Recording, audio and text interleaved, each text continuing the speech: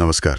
आज हम एक बहुत आम लेकिन ज़रूरी मुद्दे पर बात करेंगे। जी, बुढ़ापे में जो चुनौतियां आती हैं और परिवार में कैसे तालमेल बना रहे, उस पर। हाँ, बिल्कुल। हमारे पास एक बौद्ध कथा है, ऑनलाइन स्रोत से मिली है, और इसमें जो सीख है हम उस पर थोड़ी गहराई से चर्चा करेंगे। अच्छा। तो कहानी कुछ ऐसी है कि एक परिवार है, उसमें बुजुर्ग माता पिता हैं, बहू है, और उनके बीच ना थोड़ी नोक जोंक बढ़ जाती है। ये तो काफी घरों में होता है। वही तो, घर का माहौल बिगड़ने लगता है। अक्सर होता है ना कि उम्र के साथ थोड़ा चिड़चिड़ापन आ जाता है। हाँ, और अगर बातचीत ठीक से ना हो, संवाद की कमी हो, तो रिश्ते उलझ जाते हैं। बिल्कुल।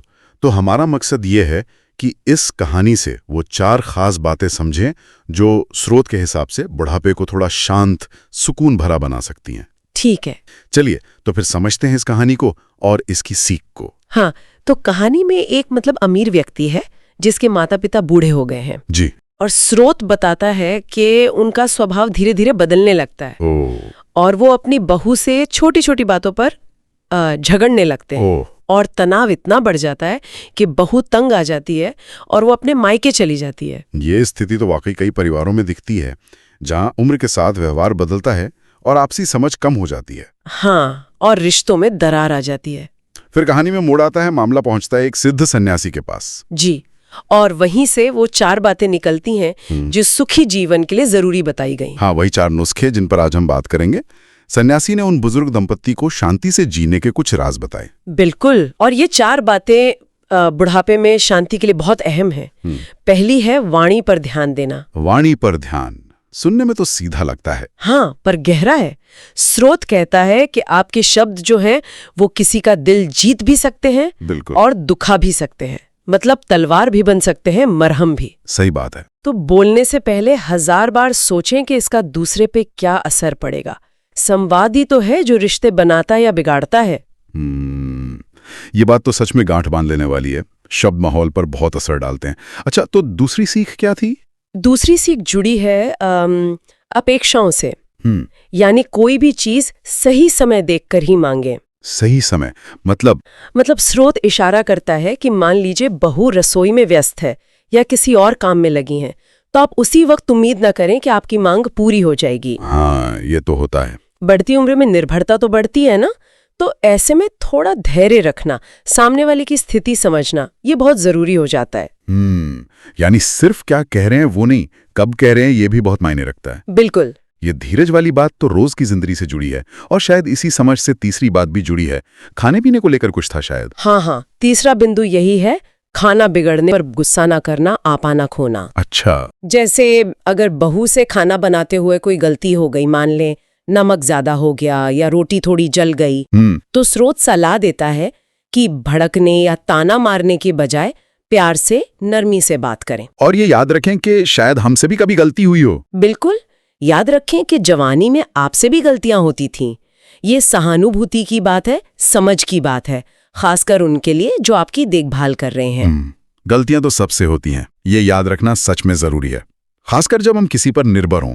और चौथी बात, वो शायद घर की 4 दीवारी से जुड़ी थी। हाँ, आपने सही पकड़ा। चौथी और आखिरी सीख है, परिवार की बातें, घर की बातें बाहर ना फैलाना। मतलब घर के झगड़े या परेशानियां। हाँ, घर के अंदरूनी मामले, चाहे वो आपसी लड़ाई झगड़े हों या कोई पैसे की तंगी हो, ऐसी बातें बाहरी लोगों से साझा ना करें। क्यों? लोग तो हमदर्दी दिखाते हैं, अक्सर दिखाते हैं, पर स्रोत आगाह करता है कि वो सामने हमदर्दी जता सकते हैं, लेकिन पीठ पीछे मजाक उड़ाते हैं, बातें फैलाते हैं। अच्छा, और इससे घर का माहौल और बिगड़ता है। तो गोपनीयता बनाए रखना बहुत बहुत जरूरी है।